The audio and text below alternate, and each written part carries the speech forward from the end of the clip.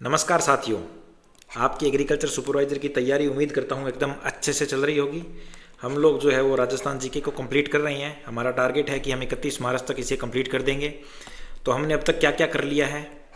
हमने जो है वो मेवाड़ के तीनों राजा कर लिए हैं, राव जोधा राव मालदेव कर लिए हैं, महाराजा जसवंत सिंह कंप्लीट कर लिए हैं। तो आज हम करेंगे वीर दुर्गादास और बीकानेर के महाराजा गंगा सिंह। ये दो कंप्लीट कर लेंगे। उसके बाद में क्या है, हमारे सिर्फ बचेंगे जयपुर के दो राजा बचेंगे। जयपुर के राजा मान सिंह हैं और सवाई जय सिंह हैं। तो आज हम करेंगे किनको, वीर दुर्गादास को और बीकानेर के महाराजा गंगा सिंह को। तो हम शुरू करते हैं पहले दुर्गादास से। वीर दुर्गादास राठौड़। दुर्गादास राठौड़ जो है, पहले तो हम ये जान लेते हैं कि ये कहाँ के थे। तो ये थे मारवाड़ राज्य से संबंधित। किन से संबंधित थे? मारवाड़ राज्य से। तो इनका जो जन्म कहाँ हुआ था? इनका जन्म हुआ था 1638 ईस्वी में महाराजा जसवंत सिंह के मंत्री आसकरण के यहाँ सालवा गांव में।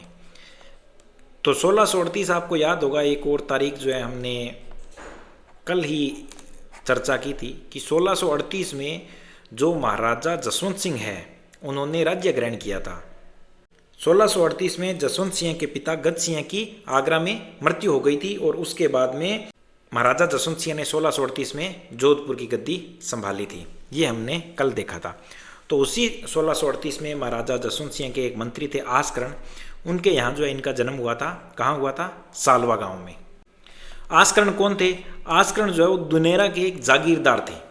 दुनेरा एक जगह है मारवाड़ में, वहाँ के जागीरदार थे और इनकी पत्नी से नाराजगी थी। इस कारण आसकरण ने दुर्गादास व पत्नी को अकेला छोड़ दिया। यानी ये पत्नी और दुर्गादास को साथ में नहीं रखते थे, उनको अकेला छोड़ दिया था। तो दुर्गादास जो है वो अपनी माँ के साथ लूणा गांव में रहते थे। कहाँ पे रहते थे? लूणा गांव में। तो ये थोड़ा सा हमें ध्यान में रखना है कि ये दुर्गादास जो है उनका पालन पोषण कहाँ हुआ था? तो उनका हुआ था लूणा गांव में। तो शिवाजी की तरह जो दुर्गादास की माता थी, इन्होंने भी उनमें मारवाड़ के प्रति देशभक्ति की भावना जो है वो कूट कूट कर भर दी थी और गांव में ही उनको घुड़सवारी करना सिखाया था। यानी बचपन में ही जो है ये जो मारवाड़ के प्राचीन जो है शौर्य की गाथाएं सुनाती थी और इनको जो है ना पूरा जोश में अपने राज्य के लिए, अपने देश के लिए मर मिटने की भावना जगाती रहती थी। इन दुर्गादास राठौड़ के बारे में जो है वो एक कहानी प्रचलित है कि जब ये लूणा गाँव में थे, कहाँ थे?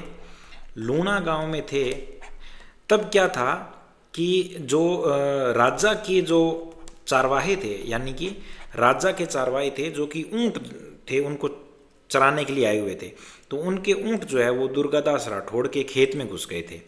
तो दुर्गादास ने जो है वो उनको रोका उस बात के लिए, मतलब टोका टोकी की। तो बजाय वो अपनी गलती मानने के, क्योंकि वो राजा के सैनिक थे तो उन्होंने सोचा कि हमारा कोई क्या कर लेगा, तो उन्होंने बजाय गलती मानने के दुर्गादास राठौड़ के साथ बदतमीजी की। तो दुर्गादास राठौड़ ने अपनी तलवार के एक ही वार से जो है वो ऊंट की गर्दन काट दी थी। तो मतलब इतने वो बहादुर थे, उस समय इतने बहादुर थे बचपन में ही कि वो डरते नहीं थे। ये कहानी है। अब हम देखते हैं कि 1678 में जब जमरूद में जोधपुर के महाराजा जसवंत सिंह की मृत्यु हुई थी, उस समय उनके कोई पुत्र नहीं था, लेकिन उनकी पत्नी जो थी वो गर्भवती थी। तो औरंगजेब क्या चाहता था? औरंगजेब ये चाहता था कि हालांकि वो गर्भवती थी लेकिन उस समय उनके कोई पुत्र नहीं था, तो वो ये चाहता था कि मैं हस्तक्षेप करूं वहाँ के राज्य पर और वहाँ का जो है एक शासक, मेरा शासक बिठा दूं, कठपुतली शासक, तो सारा जो टैक्स है वो मुझे मिलता रहे, या फिर वो ऐसे शासक को बिठा दूं जो मुझे खूब सारा पैसा दे दे। लेकिन इसी बीच क्या हुआ कि 19 फरवरी 1679 को महारानी के अजीत सिंह का जन्म हुआ, पुत्र का जन्म हुआ जिनका नाम था अजीत सिंह। यही आगे जाकर राजा बनते हैं जोधपुर के। तो ये सूचना औरंगजेब तक पहुंच गई, क्योंकि जमरूद जो है वो यहाँ है, जमरूद तो यहाँ है और जोधपुर यहाँ है, और ये सूचना पहुंची किसके पास? औरंगजेब के पास। तो औरंगजेब ने क्या किया कि इनके पुत्र का जन्म हुआ, लेकिन औरंगजेब की नीयत अच्छी नहीं थी, तो उसने क्या किया, जोधपुर पर अधिकार कर लिया, उसको खालसा घोषित कर लिया, यानी कि अपने अंडर घोषित कर लिया, डायरेक्ट अपने कंट्रोल में। और क्या किया कि इनका एक इंद्र सिंह था जो कि औरंगजेब का आप ये कह लीजिए कि चाटुकार था, उससे 36 लाख रुपए लिए और जोधपुर जो है वो उसको दे दिया, इंद्र सिंह को। तो इन्होंने क्या किया, जोधपुर दिया इंद्र सिंह को, जोधपुर इंद्र सिंह को दे दिया, और जो अजीत सिंह जो है वो कहाँ है? जमरूद में, और यहाँ है औरंगजेब। तो औरंगजेब ने क्या कहा कि जो रानियां और राजकुमार जो है वो मेरे पास आ जाएं, मैं इनको मनसब दूंगा और राजा घोषित करूंगा। लेकिन वो क्या चाहता था, वो अजीत सिंह को मुस्लिम बनाना चाहता था। अब राठौड़ सरदार क्या चाहते थे, जो भी राठौड़ों के सरदार थे वो ये चाहते थे कि अजीत सिंह जो है वो यहाँ दिल्ली न जा करके वो जोधपुर पहुँचे, वो उनको जोधपुर ले जाना चाहते थे। तो जो ये दुर्गादास राठौड़ की अगर बात करें तो इनका सबसे महत्वपूर्ण योगदान एक ये भी है कि इन्होंने अजीत सिंह को जोधपुर जो पहुंचाने में जो सबसे बड़ा जो योगदान था ना, वो दुर्गादास राठौड़ का ही था। तो ये जिम्मेदारी किसने संभाली, ये संभाली थी राठौड़ दुर्गादास ने, पंचोली केसरी सिंह ने, भाटी रघुनाथ ने, रणछोड़दास ने, राठौड़ सूरजमल ने, इन्होंने जो है ये जिम्मेदारी संभाली। अब बात ये भी थी क्योंकि इन्होंने अपना कठपुतली शासक तो बिठा ही दिया था, तो ये पूर्ण रूप से उसका खुला विरोध भी नहीं कर सकते थे औरंगजेब का। तो उन्होंने कहा कि हमें कुछ न कुछ जो है वो योजना बनानी पड़ेगी, कुछ न कुछ हम तरकीब लगाते हैं। तो इन्होंने क्या तरकीब निकाली थी कि यहाँ जमरूद से ये कहाँ आ गए, क्योंकि इन्होंने बुलाया था तो एक बार के लिए जाना था, तो ये आ गए थे दिल्ली में। तो दिल्ली में औरंगजेब ने इनको कहाँ ठहराया था, रूप सिंह की हवेली में, रूप सिंह की हवेली में इनको ठहराया था दिल्ली में। तो अब राठौड़ सरदार ये चाहते थे कि इनको दिल्ली से किसी भी तरह से हम जोधपुर लेकर जाएं, और लेकर कैसे जाएं। तब उस समय जो है वो एक नाम आता है, वो है गोराधाय। गोराधाय ने क्या किया, एक सफाई कर्मचारी का भेष धारण किया और टोकरी के अंदर अपने पुत्र को लेकर के गई, अपने पुत्र को लेकर गई और रूप सिंह की हवेली में जा करके और अपने पुत्र को जो है वो अजीत सिंह की जगह पर सुला दिया और अजीत सिंह को है जो उस टोकरी में डाल करके बाहर ले आई। तो इस बलिदान के कारण जो है, अपने पुत्र का इसने बलिदान दिया था, उस बलिदान के कारण जो है रूपाधाय को मारवाड़ की पन्नाधाय भी कहते हैं, क्योंकि पन्नाधाय ने महाराणा उदय सिंह को बचाने के लिए अपने पुत्र चंद्र का बलिदान दिया था। उसी तरह गोराधाय ने अपने पुत्र का बलिदान दिया, इसलिए गोराधाय को क्या कहते हैं, मारवाड़ की पन्नाधाय कहते हैं गोराधाय। और ये गोराधाय कौन थी, जसवंत सिंह की जो धाय माँ थी रूपाधाय, हमने पढ़ा था पिछले सेशन में कि रूपा बावड़ी का निर्माण कराया था इन्हीं के नाम पर। तो इन्हीं रूपाधाय की जो है वो पुत्री थी गोराधाय, इन्होंने अपने पुत्र का इस तरह से बलिदान दिया था। तो वो वहां पर सफाई कर्मचारी का भेष बना करके गई और अजीत सिंह को वहां से निकाल कर बाहर ले आई। फिर आगे क्या हुआ, तो जब लेकर आई तो राठौड़ जो सरदार थे वो इस चीज के लिए एकदम तैयार थे, तो तैयार थे। फिर उन्होंने क्या किया, मारवाड़ की ओर वो निकल गए और स्त्रियों को भी जो है वो पुरुष वेश में ले जाया गया था। जब औरंगजेब को इसकी जानकारी मिली तो औरंगजेब ने उनका पीछा किया। तो सबसे पहले उनके साथ संघर्ष किया था राठौड़ रणछोड़दास ने।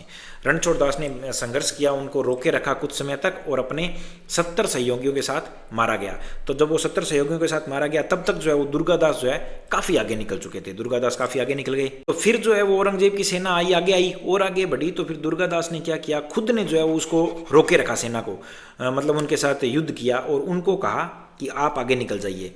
तो वो राज परिवार जो है वो धीरे धीरे आगे बढ़ गया, राज परिवार आगे बढ़ गया अजीत सिंह को लेकर के। तो फिर शाम होते होते जो है वो दुर्गादास भी जो है यहाँ से निकल करके, परिवार था उनके साथ मिल गया उनको लेकर के। तो फिर यहाँ तक आते आते, क्योंकि पहले रणछोड़दास ने मुकाबला किया था, फिर दुर्गादास ने मुकाबला किया था, तो जो औरंगजेब की सेना थी उसकी संख्या जो है वो काफ़ी कम रह गई और वो वापस दिल्ली लौट गई।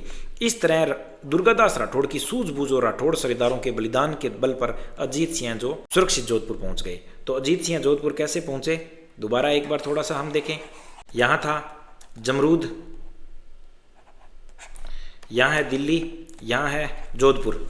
जब महाराजा जसवंत सिंह की जमरूद में मृत्यु हुई तो औरंगजेब ने क्या किया, अपने कठपुतली शासक इंद्र सिंह को यहाँ से शासक बना दिया और इनको ये कहा कि आप रानियों को लेकर के दिल्ली आ जाइए, मैं इनको राजा बनाऊंगा और इनको मनसब भी दूंगा। लेकिन वो ऐसा करना नहीं चाहता था, वो मुसलमान बनाना चाहता था।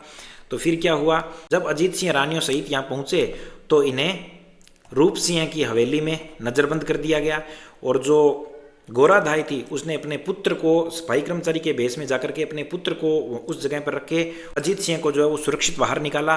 और उसके बाद में जब रास्ते में आ रहे थे तो सबसे पहले रणछोड़दास ने बलिदान दिया, उसके बाद में जो है वो दुर्गादास ने उनको कुछ समय तक रोके रखा, फिर शाही सेना कम पड़ गई तो लास्ट में वो सुरक्षित मारवाड़ पहुँच गए। इस तरह से दुर्गादास राठौड़ के कारण जो है वो अजीत सिंह सुरक्षित जोधपुर पहुँच गए थे। अब बात करते हैं आगे। फिर क्या हुआ था, औरंगजेब था, यहाँ थे औरंगजेब। औरंगजेब के एक पुत्र था अकबर। अकबर जो है वो राजा बनना चाहता था। तो दुर्गादास ने क्या कहा कि कोई बात नहीं, तुम आओ और हम तुम्हारा साथ देंगे और तुमको राजा बनाएंगे। तो अकबर ने फिर क्या किया था, मारवाड़ के नाडोल नगर में खुद को बादशाह घोषित कर दिया कि मैं राजा हूँ और औरंगजेब के विरुद्ध जो है वो विद्रोह कर दिया। लेकिन औरंगजेब ने जो है इस विद्रोह को दबा दिया था। अब औरंगजेब ने इस विद्रोह को तो दबा दिया था, अकबर के विद्रोह को, लेकिन जो है वो फिर भी इनका आपस में संघर्ष जो है वो जारी रहा था। और 1707 में क्या हुआ, औरंगजेब की मृत्यु हो गई। तो उसके बाद मारवाड़ पर राठौड़ों का पुनः अधिकार स्थापित हो गया। और इसमें भी जो सबसे ज़्यादा महत्वपूर्ण भूमिका रही थी वो दुर्गादास की रही थी। दुर्गादास ने एक काम और किया था कि अकबर के पुत्र थे बुलंद अख्तर और पुत्री सफमुती निसा, इनको अपने पास रखा था और इनको जो है मुस्लिम शिक्षा दीक्षा दी थी कि इनको जो भी इनका जो धर्म था उनका भी शिक्षा दीक्षा दी थी। और फिर सह सम्मान इन्हें जो है वो वापस पहुंचाया था। तो ये जो है वो आरबीएससी बोर्ड की बुक में लिखा हुआ है ये तथ्य। तो ये तथ्य थोड़ा सा ध्यान में रखना कि दुर्गादास ने क्या किया था। अकबर जिसने नाडोल नगर में अपने पिता औरंगजेब के खिलाफ विद्रोह किया था और खुद को राजा घोषित कर दिया था, लेकिन औरंगजेब ने उस विद्रोह को दबा दिया था। फिर दुर्गादास ने अकबर के पुत्र बुलंद अख्तर और पुत्री सफमुती निसा को अपने पास रखा था और धार्मिक सहिष्णुता का परिचय दिया था। और फिर क्या हुआ, जब इतना कुछ हुआ कि जो दुर्गादास थे वो दिल्ली से इनको लेकर के आए थे और हमेशा ही इन्होंने स्वामी भक्ति का परिचय दिया, तो इनका जो सम्मान था वो बहुत ज़्यादा था मारवाड़ में। जो सरदारों की जो परिषद थी ना, वो भी अजीत सिंह से ज़्यादा जो है वो दुर्गादास की सलाह का आदर करती थी। मतलब दुर्गादास ने अगर कोई बात कहती ना तो उस बात को तो टाला नहीं जाता था। इससे जो अजीत सिंह जो है वो दुर्गादास से उनको जलन होने लगी और वो असहज रहने लगे कि राजा तो मैं हूँ और महत्व इनका ज़्यादा है। तो फिर अगर दुर्गादास कुछ भी सलाह देते तो उन सलाहों का जो है वो विरोध करना लगा। कौन विरोध करने लगे? अजीत सिंह। फिर अजीत सिंह नाराज हुए, अजीत सिंह जो है इनसे नाराज रहने लगे। तो फिर दुर्गादास ने क्या किया कि जोधपुर को छोड़ा और उदयपुर मेवाड़ आ गए। इन्होंने क्या किया, जोधपुर को छोड़कर मेवाड़ में आ गए। और यहाँ कौन थे? महाराणा अमर सिंह द्वितीय। इन्होंने जो है दुर्गादास को बहुत सम्मान के साथ रखा, उन्हें विजयपुर की जागीर दी और 500 रुपये प्रतिदिन देने की व्यवस्था की और उन्हें रामपुरा का हाकिम भी बनाया। तो ये क्वेश्चन थोड़े से आप इंपॉर्टेंट है, ध्यान रखना कि अमर सिंह द्वितीय ने दुर्गादास को कौन सी जागीर दी थी? विजयपुर की जागीर दी थी और रामपुरा का हाकिम भी बनाया था। ये क्वेश्चन कई बार एग्जाम में रिपीट होते हैं। और हम आगे चलें तो ये अंतिम दिनों में कहाँ चले गए? फिर यहाँ से मेवाड़ से ये चले गए थे उज्जैन। अंतिम दिनों में ये उज्जैन चले गए और वहीं रहते हुए इनकी 22 नवंबर 1718 को मृत्यु हो गई। कब हुई? 22 नवंबर 1718 को मृत्यु हो गई। और उज्जैन में ही शिप्रा नदी के तट पर उनका दाह संस्कार किया गया और शिप्रा नदी के किनारे इनकी छत्री स्थापित है। तो ये क्वेश्चन भी एक बार आया हुआ है कि दुर्गादास राठौड़ की जो छत्री है वो कहाँ स्थापित है, किस नदी के किनारे है? तो उसमें राजस्थान की 3-4 नदियों का नाम दे दिया जाता है और एक शिप्रा नदी का नाम दे दिया जाता है।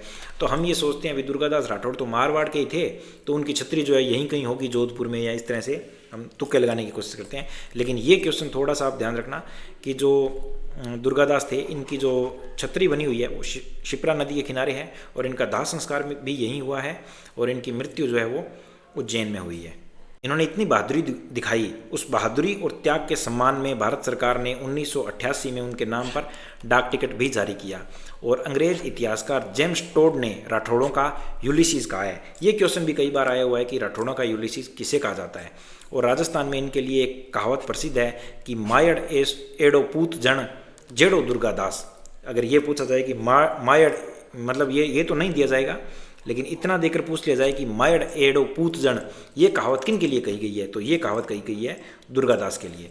तो औरंगजेब ने जो है इन्हें 3000 का मनसब दिया था, जेतारन, मेड़ता, सिवाना के प्रगने और पाटन गुजरात का फौजदार भी बनाया था। ये एक एडिशनल फैक्ट है, ये भी याद रख लेना। तो इस तरह से हमने दुर्गादास राठौड़ को पढ़ा। अगर हम संक्षेप में बात करें तो दुर्गादास राठौड़ का एक योगदान तो ये था कि इन्होंने अजीत सिंह को सुरक्षित जोधपुर पहुंचाया था। दूसरा, और भी कई समय पर इन्होंने जोधपुर के लिए अपनी बहादुरी का परिचय दिया है। और दूसरा, इनके बारे में क्या थोड़ा तथ्य ध्यान रखने की आवश्यकता है कि इनका अंतिम संस्कार कहाँ हुआ था और इनको मेवाड़ के महाराणा ने कौन सी जागीर दी थी, ये तथ्य इंपॉर्टेंट है। तो हमारा कंप्लीट होता है दुर्गादास राठौड़। अब हम पढ़ेंगे हमारे सिलेबस के अगले राजा महाराजा गंगा सिंह को। तो महाराजा गंगा सिंह का जो शासनकाल रहा है वो 1887 से लेकर 1943 तक का रहा है। महाराजा गंगा सिंह कहाँ के राजा थे? ये थे बीकानेर के राजा। कहाँ के राजा थे? बीकानेर के राजा।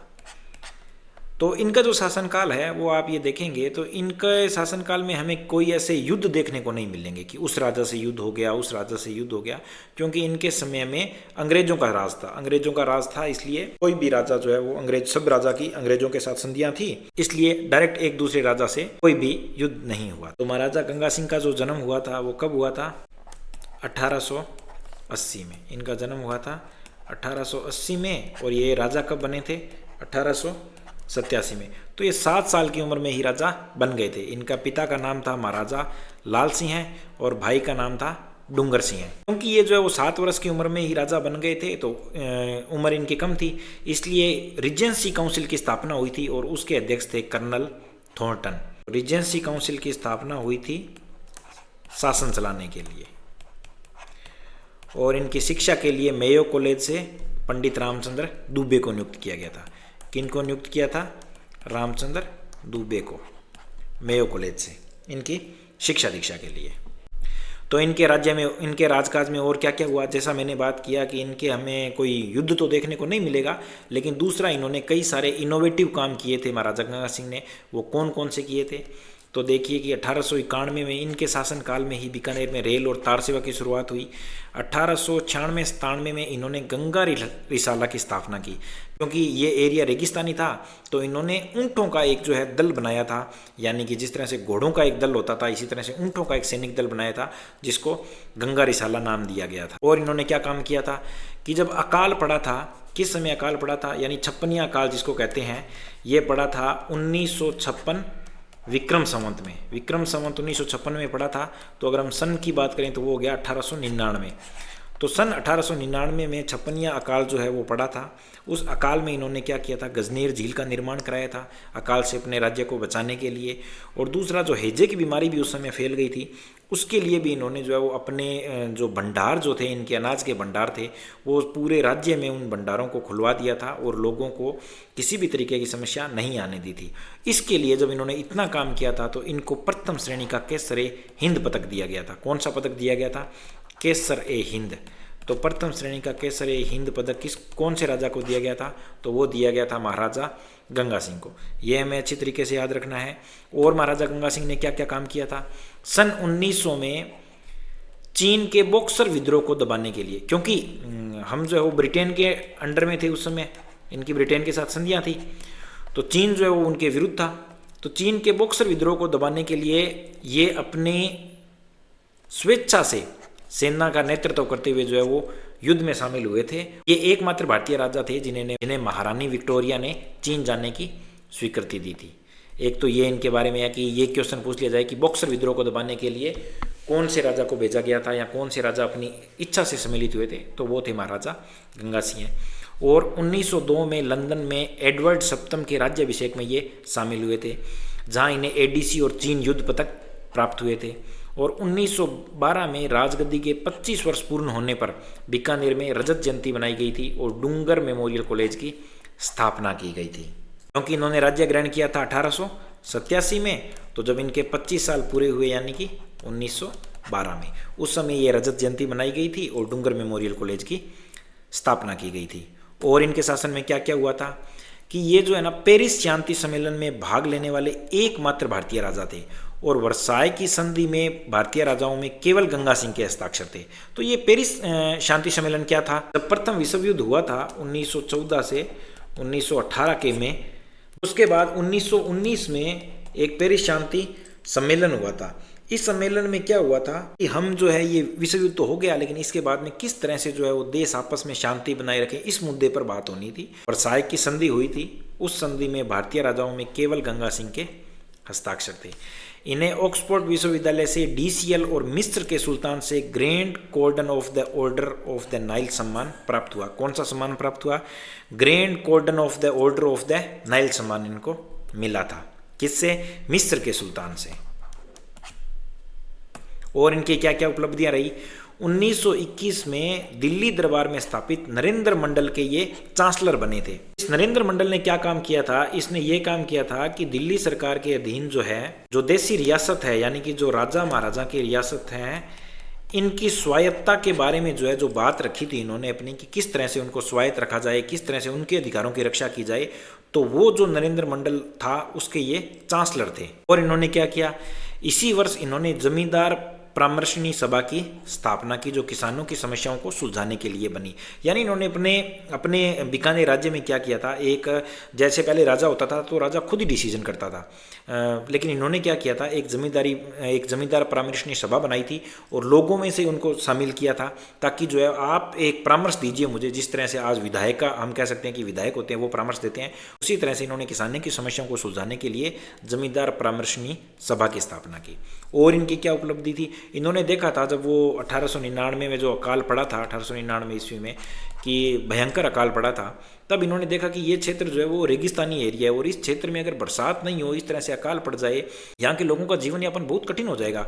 तब उन्होंने गंग नहर का निर्माण किया था और ये नहर जो है वो 1927 में पूर्ण हुई थी और इसका जो उद्घाटन किया था वो लॉर्ड इरविन ने किया था और इसके उद्घाटन में पंडित मदन मोहन मालवीय भी उपस्थित थे। तो ये इनका महत्वपूर्ण उपलब्धि थी।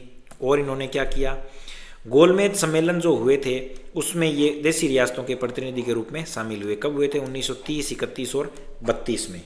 तो ये क्वेश्चन भी कई बार पूछ लिया जाता है कि जो गोलमेज सम्मेलन हुए थे उनमें देशी रियासतों के प्रतिनिधि के रूप में कौन शामिल हुए थे, तो वो हुए थे महाराजा गंगा सिंह। और जो प्रथम विश्व युद्ध हुआ था 1914 से 18 में, उसमें अपनी ऊंट सेना गंगा रिसाला का नेतृत्व करते हुए वे तुर्की के विरुद्ध जो है ये स्वयं गए थे, क्योंकि तुर्की का जो एरिया है वो रेगिस्तानी एरिया है, तो उसमें जो है वो ऊंटों की सेना ने जबरदस्त जो है वो काम किया था और ये उसमें जीते थे उस युद्ध में। और एक रोम नोट भी प्रचलित है और ये क्वेश्चन तो आया भी हुआ है कि रोम नोट किस राजा से संबंधित है, शायद डब्ल्यू में था या एक अपने एग्रीकल्चर के एक एग्जाम में ये आया हुआ है रोम नोट की, रोम नोट किस महाराजा से संबंधित है। तो रोम नोट जो है महाराजा गंगा सिंह ने लिखा था, लंदन से रोम में लिखा था ये। तो इन्होंने क्या था, 15 मई 1917 को लिखा था। किसको अग्रेसित किया था, ऑस्टिन चैम्बरलेन को ये नोट को अग्रेसित किया था। और उस नोट में महाराजा गंगा सिंह ने 4 बिंदु कार्यक्रम रखा था और इसमें मेन क्या चीज़ लिखी थी उन्होंने, ब्रिटिश साम्राज्य के अंदर भारत के खुद के लोगों की भी सरकार होनी चाहिए, ये नोट इन्होंने लिखा था, रोम नोट। और इन्होंने इनके समय में एक काला कानून जो है इन्होंने लागू किया था जिसका काफ़ी विरोध हुआ था, ये लागू किया था 1932 में। तो इसका विरोध इसलिए हुआ था क्योंकि इसमें इन्होंने क्या कर दिया था, जैसे अभिव्यक्ति की स्वतंत्रता को इन्होंने कोई महत्व नहीं दिया था, यानी कि लोगों को किसी भी चीज़ का आधार बनाकर जो है वो लोगों को गिरफ्तार किया जा सकता है, राज्यद्रोह का केस लगा करके उनको गिरफ्तार किया जा सकता है, सजा दी जा सकती है, यानी ऐसे कई प्रावधान थे जो व्यक्ति की स्वतंत्रता या व्यक्तिगत स्वतंत्रता पर लगाम लगाने वाले थे। तो फिर इस कानून का जो है वो विरोध भी बहुत हुआ था। और 1924 में इन्होंने क्या किया था कि बीकानेर रेलवे को अलग करके और एक अलग रेलवे विभाग की स्थापना इनके द्वारा की गई थी। और इनके काल में क्या हुआ था, लीग ऑफ नेशंस 1924 की बैठक में। लीग ऑफ नेशंस क्या है, जब प्रथम विश्व युद्ध हुआ था 1914 से 1918 में, तो उसके बाद में ये लीग ऑफ नेशंस हुई थी। इसमें क्या चीज़ किया था कि हम ये देखेंगे कि विश्व में शांति किस तरीके से बनाई जाए। जब दो देश हैं वो आपस में उनमें कोई डिस्प्यूट हो तो बजाय युद्ध के कोई दूसरा रास्ता निकाला जाए, इस तरह की इस पे मुद्दों पे चर्चा हुई थी। और इसमें भारतीय जो राजा थे उनका प्रतिनिधित्व किया था किसने, महाराजा गंगा सिंह ने। और भारतीय राजाओं में महाराजा गंगा सिंह पहले ऐसे राजा थे जिन्हें जनरल का सबसे उच्च सम्मान प्राप्त था। और 2 फरवरी 1943 को महाराजा गंगा सिंह का मुंबई में निधन हो गया था। तो एक बार जो है वो थोड़ा फटाफट हम एक बार और देख लेते हैं कि 1880 में इनका जन्म हुआ था। 1887 में इन्होंने बीकानेर राजगद्दी संभाली थी। इनके पिता का नाम लाल सिंह था और उस समय ये इनकी आयु कम थी, इसलिए कर्नल थॉर्टन जो है वो इनके रिजेंसी काउंसिल बनाई गई थी, उसके अध्यक्ष थे। और मेयो कॉलेज से पंडित रामचंद्र दुबे को इनके शिक्षा के लिए नियुक्त किया गया था। और इन्होंने क्या किया था, रेल और ताल सेवा की शुरुआत की थी। 1891 में गंगा रिसाला की स्थापना की थी। गजनेर झील का निर्माण किया था जब छपनिया अकाल पड़ा था, इसके लिए इनको प्रथम श्रेणी का केसरी हिंद का पदक भी दिया गया था। और हम देखें 1900 में चीन के बॉक्सर विद्रोह को दबाने के लिए ये गए थे। 1902 में ये एडवर्ड सप्तम के राज्याभिषेक में सम्मिलित हुए थे। 1912 में इन्होंने डुंगर मेमोरियल कॉलेज की स्थापना की थी। इस शांति सम्मेलन में भाग लेने वाले एकमात्र राजा थे। वर्साई संधि में भारतीय राजाओं में केवल गंगा सिंह के हस्ताक्षर थे। इन्हें मिस्र के सुल्तान ने ग्रैंड कार्डन of the order of the Nile का सम्मान भी दिया था। और इन्होंने क्या किया था कि 1921 में दिल्ली दरबार में स्थापित नरेंद्र मंडल के शासकों के एक चांसलर थे। इन्होंने जमींदारा परामर्शनी सभा की स्थापना की थी। गंग नहर का निर्माण इन्होंने करवाया था। उस समय मदन मोहन मालवीय भी उपस्थित थे। और इन्होंने क्या किया, गोलमेज सम्मेलन में देशी रियासतों के प्रतिनिधि के रूप में शामिल हुए। प्रथम विश्व युद्ध में ये अपनी गंगा रिसाला ऊँट सेना को लेकर के गए थे। और इन्होंने क्या किया, रोम नोट इनके बारे में प्रचलित है, जिसमें इन्होंने इस चीज़ को उठाया था कि ब्रिटिश साम्राज्य के भीतर जो है वो एक भारत की एक खुद की सरकार हो, उसका भी एक लक्ष्य होना चाहिए। 1932 में उन्होंने काला कानून लागू किया था, सार्वजनिक सुरक्षा कानून, जिसका विरोध किया गया। और 1924 में इन्होंने बीकानेर रेलवे को अलग करके एक अलग विभाग की स्थापना कर दी। और इन्होंने क्या किया था, लीग ऑफ नेशंस की बैठक में भारतीय राज्यों का प्रतिनिधित्व किया था। इनको जनरल का सम्मान प्राप्त था। 2 फरवरी 1943 को महाराजा गंगा सिंह की मुंबई में मृत्यु हो गई। कहाँ हुई? मुंबई में। तो इनके काल में हम देखें कि सांस्कृतिक उपलब्धियां क्या क्या रही। तो इनके काल में सांस्कृतिक उपलब्धियां, एक तो डूंगर मेमोरियल कॉलेज का निर्माण हुआ, प्रजा प्रतिनिधि सभा की स्थापना हुई, व्यवस्थापिका सभा की स्थापना हुई, और काशी जो हिंदू विश्वविद्यालय था BHU, उसके ये संरक्षक थे और सबसे ज़्यादा आर्थिक सहायता देने वाले राजा थे। ऐसे कहा जाता है कि इन्होंने जो है वो मदन मोहन मालवीय को ब्लैंक चेक दे दिया था कि आप जितना आप धनराशि चाहें BHU के लिए आप इसमें भर सकते हैं। और गंगा रिसाला व शार्दुल लाइट इन्फेंट्री की इन्होंने स्थापना की थी। रामदेवरा में रामदेव पीर तथा गोगा मेड़ी में गोगा जी पीर मंदिरों का वर्तमान जो स्वरूप प्रदान करने का श्रेय किसको दिया जाता है? महाराजा गंगा सिंह को दिया जाता है। तो इनकी सांस्कृतिक उपलब्धियां क्या क्या रही? इनकी सांस्कृतिक उपलब्धियों में डूंगर मेमोरियल कॉलेज की स्थापना, प्रजा प्रतिनिधि सभा की स्थापना, व्यवस्थापिका सभा की स्थापना, BHU के संरक्षक रहे, ये सबसे ज़्यादा आर्थिक सहायता देने वाले राजा रहे, गंगा रिसाला और शार्दुल लाइट इन्फेंट्री की स्थापना इन्होंने की। और रामदेवरा में रामदेव पीर, गोगा मेड़ी में गोगा जी पीर मंदिरों में का जो वर्तमान स्वरूप दिया गया था, ये महाराजा गंगा सिंह के द्वारा ही दिया गया था। तो इस तरह से आज हमने कौन कौन से राजा कंप्लीट कर लिए? एक तो हमने किए थे वीर दुर्गादास राठौड़ को, और दूसरा हमने किया है महाराजा गंगा सिंह को। तो आप इसी तरह से पढ़ते रहिए। बेस्ट ऑफ लक और मेहनत करते रहिए।